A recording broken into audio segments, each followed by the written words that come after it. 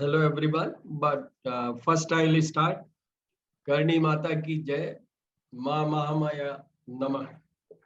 आज जैसे मैंने वो पहले पिछली टाइम जब भी मैं इस जूम पे आया हूँ, तो एक था, आज मेरे पास 3 चीजें हैं जिनसे मैं शुरू करूंगा। देखिए, फर्स्ट श्लोक है जो कि जैसे लास्ट टाइम भी कहा था, फलानि ग्रहचारेण सूचयन्ति मनीषिण गोवत्ता तारम तमेकम वेदसम विना।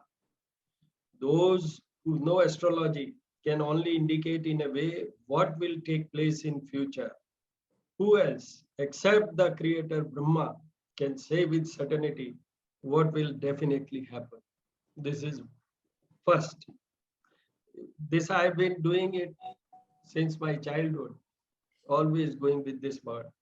Now, second important thing, मंत्रे तीर्थे द्विजे देवे देवेज्ञे भेषजे गुरु यादृशी भावना यश सिद्धिर भवति तादृशी। मंत्र, जल, ब्राह्मण, भगवान, ज्योतिषी, औषधि और गुरु, इनके ऊपर जैसी श्रद्धा होगी वैसा ही उसका फल मिलेगा। तो याद रखिए, श्रद्धा मन का सामर्थ्य है, उसके कारण ही मनुष्य को यश की प्राप्ति होती है। अब जो कल से नहीं परसों से नया संवत शुरू हो रहा है, तो उसके लिए मैं आपको ये 4 लाइन सुनाना चाहता हूँ आप सबके लिए। रिद्धि दे, सिद्धि दे, वंश में वृद्धि दे। या बात वंश की हो रही है। वंश में वृद्धि दे, हृदय में ज्ञान दे, चित्त में ध्यान दे, अभय वरदान दे, दुख को दूर कर, सुख भरपूर कर, आशा को संपूर्ण। All the very best for coming this 2078, जो संवत परसों से शुरू हो रहा है। हमारा न्यू ईयर समझ लीजिए, हिंदू कैलेंडर से उसको हम कहते हैं न्यू ईयर। अब अपने टॉपिक पे अपन आते हैं। देखिए, मैं आपको बताऊं कि सबसे पहले मैं वहां से शुरू कर रहा हूं जो बेसिक्स है, उसके बाद में आपको एक टॉपिक पे मैं कवरेज दूंगा। तो सबसे पहले बेसिक क्या है? एक जन्म कुंडली होती है जो बनती है जब कोई पैदा होता है उस समय, depending on the planetary position at that place where he और she is born at that point of time. कि जैसे अभी बज रहा है 8:15, तो 8:15 पे जो पैदा हुआ उसके लिए। तो वहां से हम शुरू करेंगे कि उस जो जन्म कुंडली है उसके अंदर 12 भाव होते हैं। And today's topic is match making, और it is concerning about the married life. तो उसके लिए वैसे तो 12 भाव होते हैं, 12 houses are there in one horoscope, but उसमें जो मेन जो इम्पोर्टेंट भाव है वो ये है। First house which is overall सब कुछ, आपका क्या बॉडी लैंग्वेज होगा, कैसा है, सब चीजें, फेशियली आप कैसे होंगे, लुक वाइज क्या होगा, सब चीजें उसी के अंदर है। And that is the strongest point which required to be seen and focused. Then in southern India may be slightly confusing, उसको मैं छोड़ देता हूँ। सदर्न इंडिया में एक सेकेंड हाउस होता है, उसको भी लेते हैं, वो हमारे फैमिली का होता है। Then comes the fourth house which is house of happiness. जीवन में अगर शादी में हैप्पीनेस नहीं है, सुख नहीं है, फिर क्या है? Then comes your partner's house. आप अगर स्त्री हैं, लेडी हैं, तो आपके हस्बैंड का, और लड़का है तो उसकी वाइफ का। तो उस पे तो सारा बेस तो वही है कि उसमें क्या है। Then comes the eighth house which is seen for the purpose of one is, मैं बहुत फ्रैंक बोल रहा हूँ इसलिए इस चीज को देख लीजिएगा। अभी मैचिंग में भी वो वर्ड आएगा, योनि का मतलब। This is a genitalia portion. That is genitalia portion means जो कुछ भी हॉर्मोन्स और वो जितनी भी चीजें हैं वो इसी घर से हम देखते हैं। ये भी बहुत है, ये सारे घर ही बहुत इंपॉर्टेंट है। Then comes the 12th house, house of pleasure, और अगर सीधी बात करें तो बेडरूम प्लेजर, शयन कक्ष सुख जिसको अपन कहते हैं, वेयर द चाइल्ड, और मतलब वेयर यू गेट कंसीव्ड। तो इन 5 घरों का मुख्य है, बाकी हर घर की अपनी इंपॉर्टेंस है शादी के उसमें।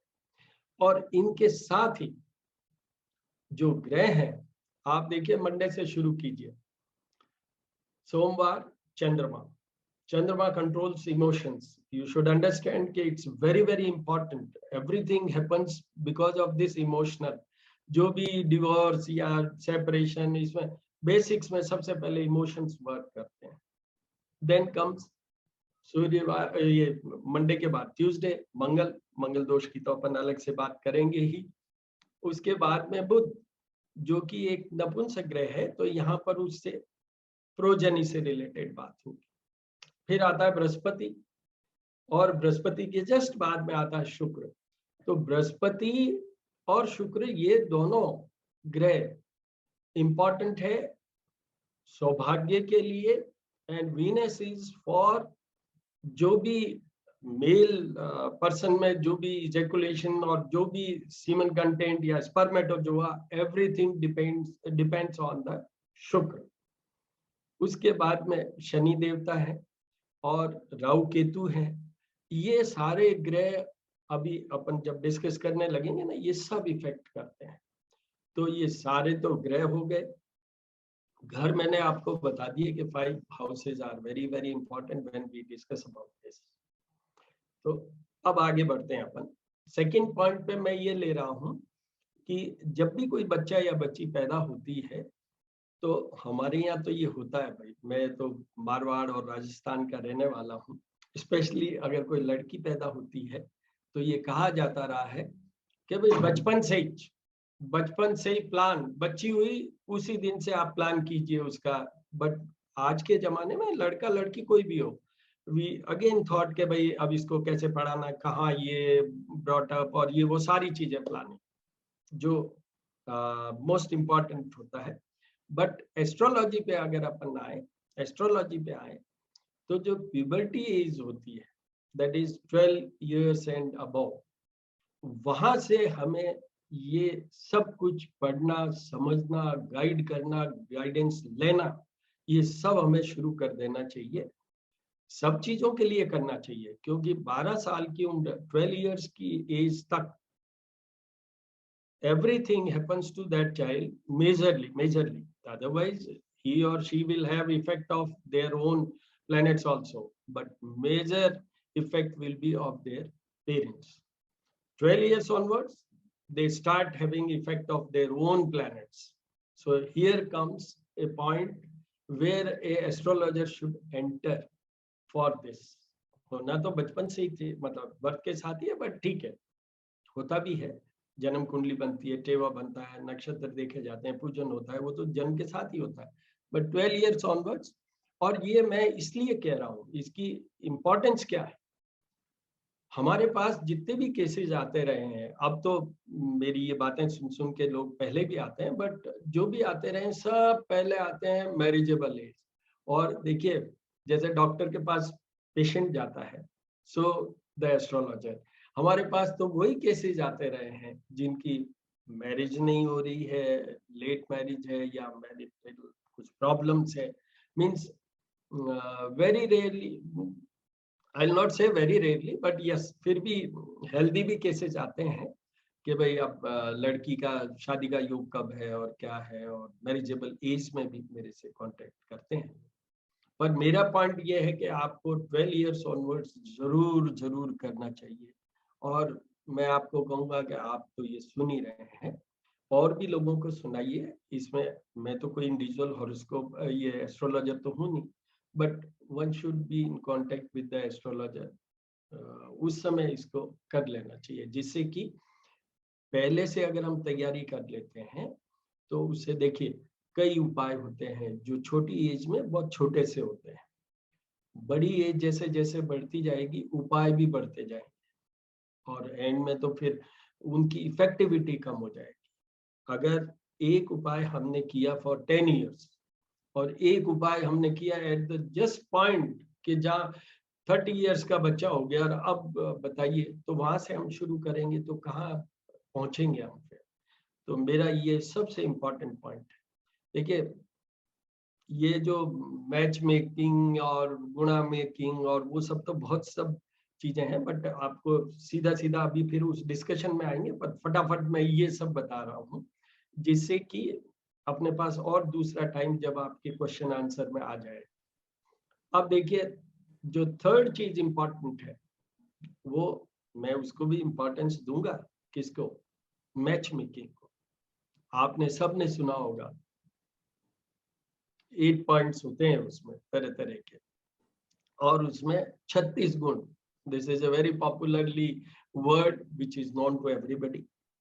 36 गुण मिलते हैं और 36 में हम ये सीधा सा मानते हैं, अभी सिंपलर वे में बता देता हूँ कि अगर 18 प्लस होता है, मेरे जितने क्लाइंट है they know this is my approach, 18 plus होता है इट्स ओके, बट अगर 25 प्लस है तो हम उसको थोड़ा सा एक इम्पोर्टेंस दे देते हैं कि अगर दूसरे डिफेक्ट हैं तो उसमें भी वो कवरेज हो जाता है। इन अष्टकूट में देखिए सारी चीजें आ जाती है जो मैंने अभी आपको हाउसेज का बताया था। जैसे मैं एक एग्जांपल दे रहा हूँ, योनि भी आती है इसके अंदर, तो वही वेजाइनल पोर्शन वाला एक नाड़ी दोष बहुत इंपॉर्टेंट है, वो जरूर देखना चाहिए। नाड़ी दोष उसकी इंपॉर्टेंस है, बट इन सब चीजों की इंपॉर्टेंस होने से या लेने से ही पॉपुलरली यही है कि सब मेरे पास ये आते हैं जरा मैच कर देना हॉरोस्कोप, पर इसकी सबकी इतनी नहीं है कि this matching is the only thing which is very important. 36 गुण किसके मिले थे आप सबको पता है कि नहीं? मुझे पता नहीं। सीताराम जी के मिले थे, रामचंद्र जी के, बट उसका अभी भगवान का टाइम है, अभी पूजा का टाइम है, तो भगवान का अपन ऐसा नहीं बोलेंगे, but you know their married life. Anyway, तो इस अष्टकूट मिलन की फिर बाद में आप डिटेल अगर कोई बात करना चाहेंगे तो अपन करेंगे। उसके बाद में एक वर्ड बहुत पॉपुलर है, मंगल दोष। मंगल दोष, मंगल दोष पे बहुत सारा पॉइंट उठता है। सब कहते हैं मंगली तो नहीं है, मंगली तो नहीं है। अरे भाई, मंगल दोष, मंगल एक ग्रह है जिससे, तो ये मंगल दोष का क्यों पॉपुलर हुआ नाम और दूसरे का था ही नहीं। अगर मेरे से कोई पूछे कि where you stand with which planet you say which is very important for this marriage or married life, I will start with the Mercury। सौम्य ग्रह है, बड़ा पवित्र, बहुत अच्छा है, पर वो नपुंसकता से जुड़ा हुआ है। Marriages are made for having, अभी मैंने आपको जैसे कहा, वंश वृद्धि दे, प्रोजेनी के लिए, तो मेरे लिए वो है, बट अपन अभी मंगल दोष की बात कर रहे हैं इसलिए बता देता हूँ। वही घर, first house, fourth house, seventh house, eighth house, 12th house. अगर आपको ये याद नहीं रहे कि मैंने किसके लिए क्या कहा था तो बाद में आप पूछ लीजिएगा, बट इन्हीं पे अपन घूमते रहेंगे, इन्हीं घरों पे। तो उन घरों में अगर मंगल होता है तो उसको मंगल दोष में काउंट करते हैं। और जितना ये डरावना नाम है उतना ये डरावना है नहीं। मंगल को इसलिए पॉपुलैरिटी मिली कि मंगल इज लीडर, सेनापति। तो जो क्रूएल्टी और जो तेज और इरिटेबिलिटी, एंगरनेस, ये गुस्सा आना, ये सब चीजें मंगल से जुड़ी हुई है, which is a major reason for the unhappiness happening in the married life. So that is very very popular. इस मंगल दोष के भी बहुत से परिहार हैं, और मैं आपको एक यहीं पे सेंटेंस पे कह देता हूँ कि इस मंगल दोष के, जैसे मैंने कहा ना, first, fourth, seventh, eighth and 12th में मंगल है, अगर वहां पर सूर्य है, राहु है, केतु है, शनि है, तो वो मंगल से भी कई बार तो ऐसा हो जाता है। अपने लास्ट वाले डिस्कशन में मैं बताऊंगा कि कैसे क्या हो जाता है, which becomes more difficult as far as married life और मैरिज इज कंसर्न। उस मंगल दोष पे भी कई परिहार हैं, कि जैसे मैंने अभी आपसे कहा कि भाई मंगल दोष फर्स्ट हाउस में, तो फर्स्ट हाउस में अगर सिंह और कुंभ का मंगल होगा तो ये एग्जम्पशन में आता है। उसके जस्ट अपोजिट सेवंथ हाउस होता है जो कि अपने पार्टनर का घर होता है, वहां पर कर्क राशि और मकर राशि का अगर मंगल हो तो वो भी एग्जम्पशन में आता है। अभी एग्जम्पशन का मतलब अपन कर लेंगे। 8th हाउस में धनु और गुरु का मंगल हो तो वो 8th हाउस में भी मतलब उसका डिफेक्ट नहीं माना जाता। That effectivity of Mars is low in negative aspect. ऐसे ही जैसे मैंने अभी कहा था वो कंफ्यूजिंग है, फिर भी अब मैं बोलता हूँ वापस, जैसे पिछले टाइम भी बोला, second house is only considered as far as Mangal dosha is considered. The second house is only popularly known in that area, southern part of India, southern part of Godavari नदी के उधर। उसकी भी एक स्टोरी है, but ये सब चीजें इसे एक सेशन में कवर नहीं हो सकता कि क्या करें और क्या नहीं। वहां पर अगर देखिए, अभी मैंने बुध का कहा आपसे, पर वहां पर अगर मिथुन और कन्या का भी बुध है, सॉरी मंगल है, तो उसका भी वो दोष नहीं है। कई लोग कहते हैं कि पार्शियल है, क्या वो है, बट इसमें मैं एक चीज बता देता हूँ। मेरे यहाँ एक कंसेप्ट है, एक सेंटेंस है जो बहुत लोगों ने सुना होगा, पीतल पीतल है, सोना सोना है। तो जो चीज मंगल दोष है तो है, नहीं है तो नहीं है। आंशिक में ये क्यों लेते हैं मैं बताता हूँ। मंगल दोष हम देखते हैं, सबसे पहले मैंने ये घर बताया। दूसरा मैंने आपको शुरू में कहा है, ग्रहों में भी तो अपन घूमेंगे ना। शुक्र which is the main planet for marriage comfort, enjoyments, then yes, having a child also.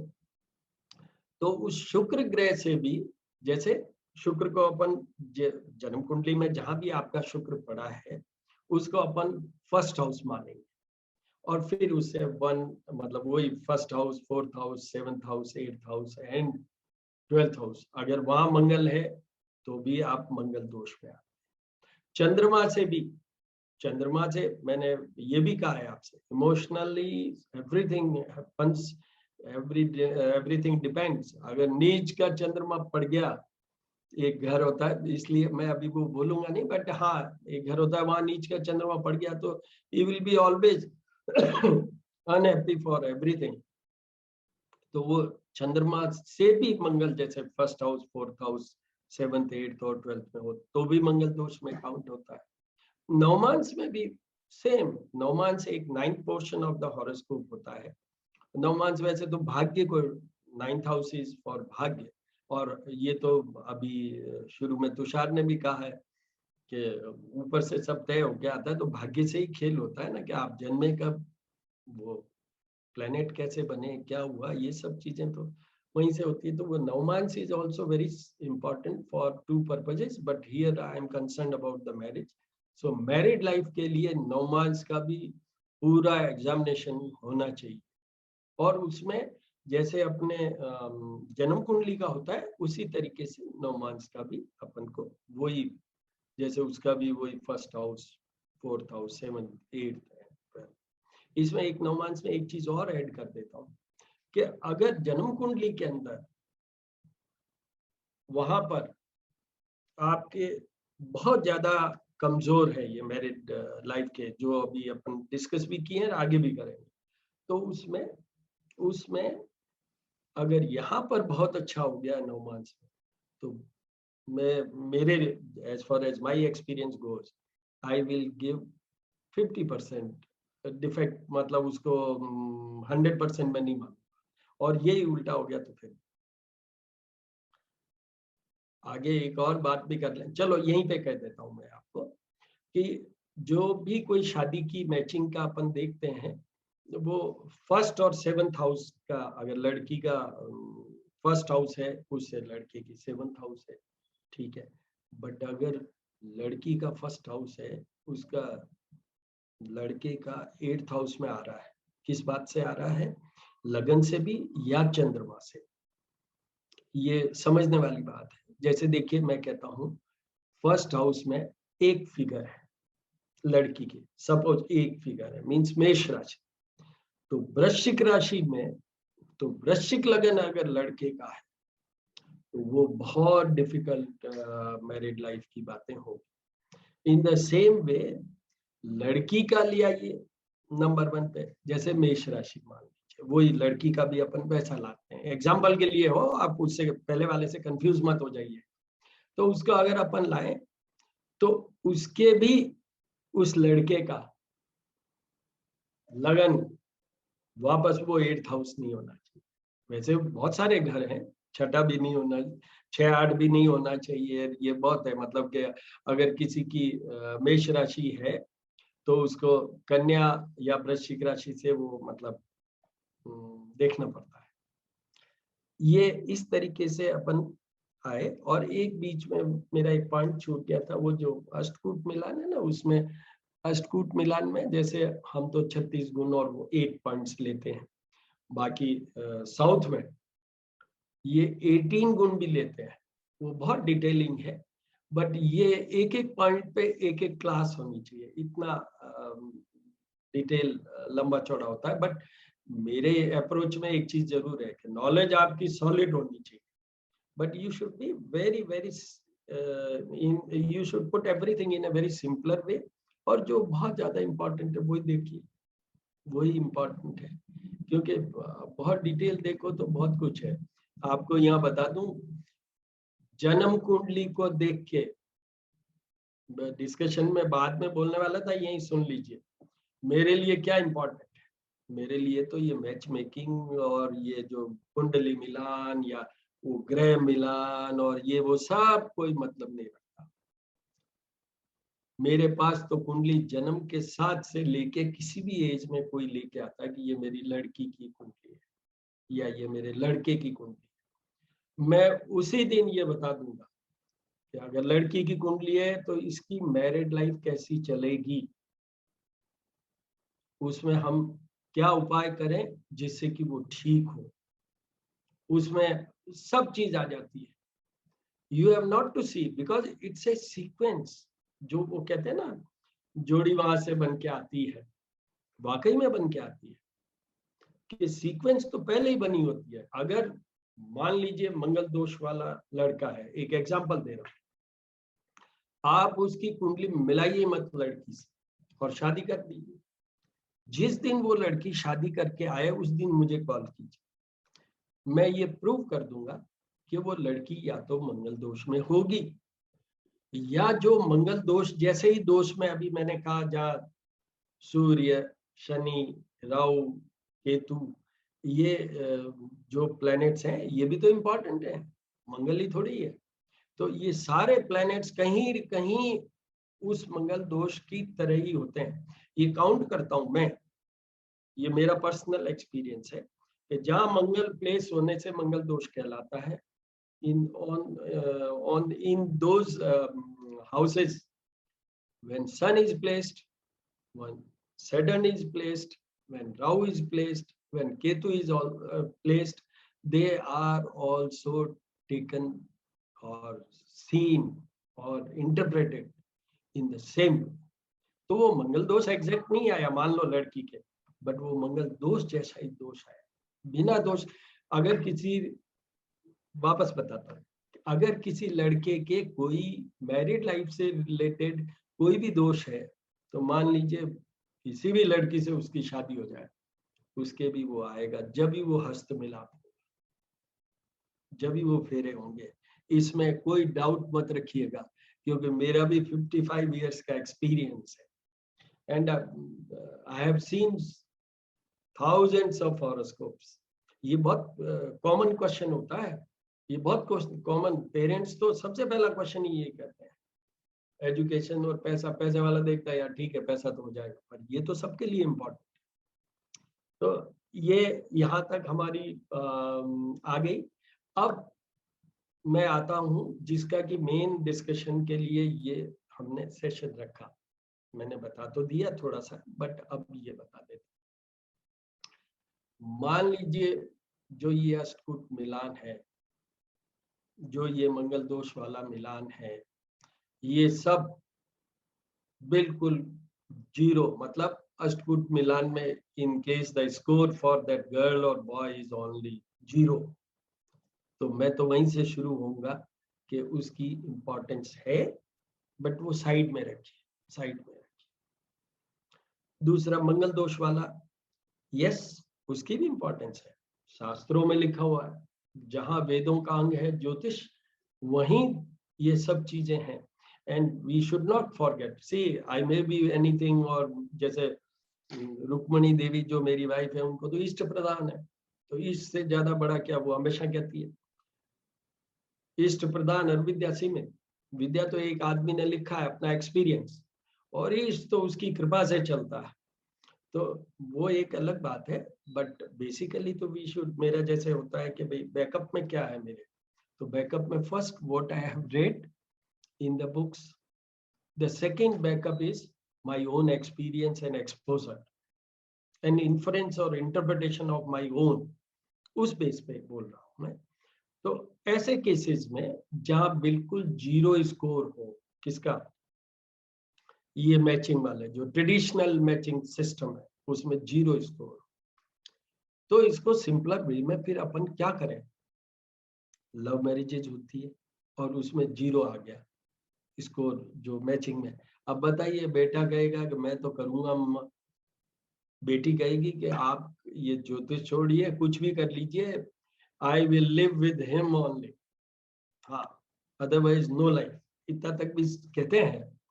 तो ऐसे केसेस में पेरेंट्स को बहुत ज्यादा मतलब जिसको कहूँ कि डिप्रेशन में या दिक्कत में नहीं आना चाहिए, क्योंकि सबका, हमारे यहाँ शास्त्रों में एक चीज है, भगवान की भक्ति, उपाय उनको करने से सब कुछ होता है। तो यहाँ पर मैं कहना चाहूंगा, सबसे पहले अपने को क्या देखना चाहिए, जो हम बचपन से सुनते आ रहे हैं, भाई लॉन्गेविटी, दीर्घायु है कि नहीं।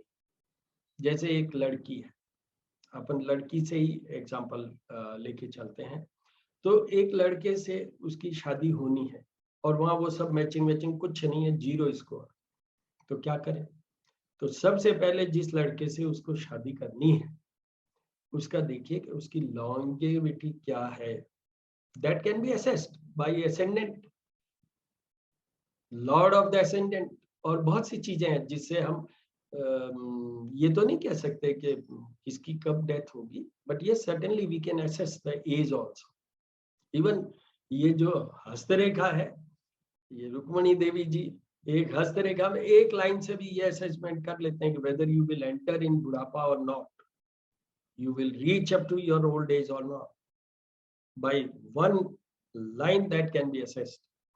तो इसीलिए उनका नाम पामिस रुक्मणी देवी। आगे बढ़ते हैं अपन, तो सबसे पहले लॉन्गेविटी, देन शादी किस लिए होती है, वही वंश वृद्धि, मतलब बच्चे के लिए। तो वो सेकंड इंपॉर्टेंट पॉइंट देखिए कि भाई इनकी प्रोजेनी का क्या है, दोनों के प्रोजेनी का क्या है। थर्ड, जो आज के जमाने में बहुत पॉपुलर है कि धनमाल कितना होगा, पैसा कितना होगा, ये सबको आजकल प्रिय है। बच्चे बच्चियां तो मुझे कहते हैं कि हमारा पार्टनर कैसा भी हो पर रिच होना चाहिए, तो वो richness is also seen, prosperity is also seen, वेल्दीनेस is also seen.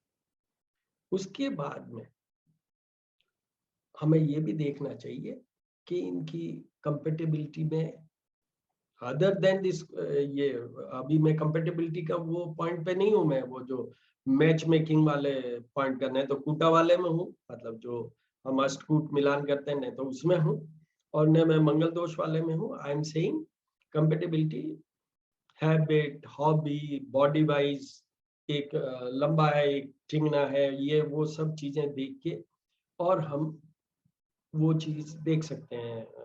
आई से लाइकिंग, डिसलाइकिंग, चॉइसेस, ये सब चीजें आप देख के, और उसके बेस पे we can say yes, and I have said yes, I have so many examples based on that only.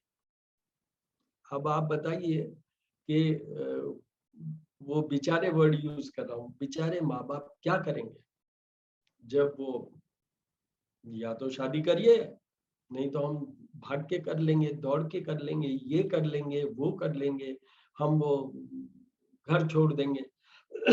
उस समय क्या करें? तो उन सब के लिए ये मेरा संदेश कह लो, मैसेज कह लो, डोंट वरी, डोंट बॉदर। सब कुछ का कुछ न कुछ भगवती करनी माता की कृपा से कुछ न कुछ तोड़ बनता है। और ये अगर मैंने जैसे पहले कहा आपसे कि मैच मेकिंग तो बहुत बाद में आता है। मैंने तो कहा भाई 12 साल की उम्र से शुरू हो जाना चाहिए।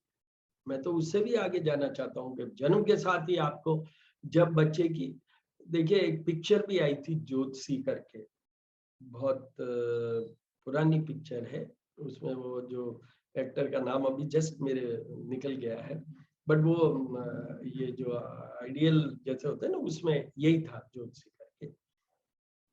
उसकी स्टोरी ये है कि जब या चलो वो बाद में करेंगे, अभी पहले ये पूरा करते हैं अपन।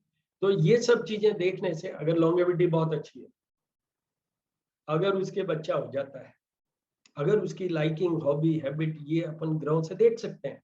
शुक्र किसका कहाँ प्लेस्ड है, इधर देखिए, उधर देखिए, लॉन्गेविटी देखिए। लॉन्गेविटी को जो सबसे ज्यादा क्रूअल प्लेनेट, वैसे तो असेंडेंट एंड असेंडेंट लॉर्ड को पहला देखा जाता है, उसके बाद में 8th हाउस को भी देखा जाता है, 4th हाउस को भी देखा जाता है, बहुत सारे जिसमें कि जैसे लग्नेश चला गया 12th हाउस में, तो वो 12th हाउस को भी देखा जाता है। उसमें एक्सपेंसेस होते हैं ना, व्यय भाव होता है 12वां 12th हाउस। तो व्यय भाव में अगर शरीर का मालिक ही वहां पहुंच गया, तो वो व्यय होते होते होते होते दीर्घायु वाला वर्ड क्वेश्चन मार्क में आ जाता है, आइदर एलिमेंट्स और समथिंग। चलिए, अब ये सारे पॉइंट देखने से अगर वो ओके हो जाता है, तो बेखटके वो शादी के लिए एग्री कर लेना चाहिए। ये मेरे जो सिंपलर वे, मतलब देखिए आजकल गूगल बाबा का जमाना है, और किताबें भी वो किंडल विंडल पे बहुत सारी आ जाती हैं। आप सब लोग कोई बच्चे तो हो नहीं एकदम, तो आप सब तरह तरह के ज्योतिषियों से मिल चुके होंगे, प्रोग्राम्स देख चुके होंगे, मैगजीन्स पढ़ चुके होंगे, बुक्स पढ़ चुके होंगे। तो वो जितनी कॉम्प्लिकेटेड है ना, ये कॉम्प्लिकेशंस मेरे साथ नहीं होता। मैं तो बड़ा सिंपल सा रहा, जैसे मैं उपाय भी बताता हूँ, तो उसमें 1 2 3 4 बस मिनिमम, और उसमें कहता हूँ कि मोस्ट इफेक्टिव क्या है और सेकंड मोस्ट इफेक्टिव क्या। तो 2 में ही पूरा कर सकता हूँ, बट 2 में कई बार ये पॉसिबल नहीं होता, तो इसलिए हमें जैसे शनि महाराज के लिए तो मुझे 4-5 उपाय बताने पड़ते हैं, क्योंकि उनको कवर करना पड़ता है। तो Tushar, I think I have